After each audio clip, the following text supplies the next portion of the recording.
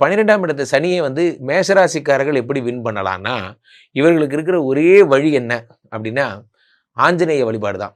மேஷராசிக்காரர் கண்கண்ட பரிகாரம் என்ன அப்படின்னா, வடமாலை சாத்துறது, வெத்தலை சாத்துறது இதெல்லாம் தாண்டி செந்தூர காப்புன்னு ஒரு காப்பு இருக்குது.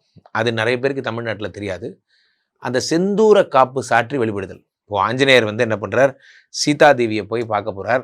அப்போ சீதாதேவி என்ன பண்ணுறார், அவர்கிட்ட சொல்கிறார், இந்த மாதிரி ராமர் வந்துட்டு இருக்கார், உங்கள் பிரச்சனைலாம் சரியாக போகுதுன்னு.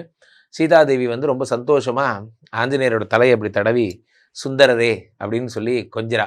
அதாவது அம்மா ஸ்தானத்தில் தன் மகனாக வரித்து சுந்தரரேன்னா அழகனேன்னு அர்த்தம். அந்த குரங்க போய் இப்படி கொஞ்சிரா, அழகனேன்னு அர்த்தம்.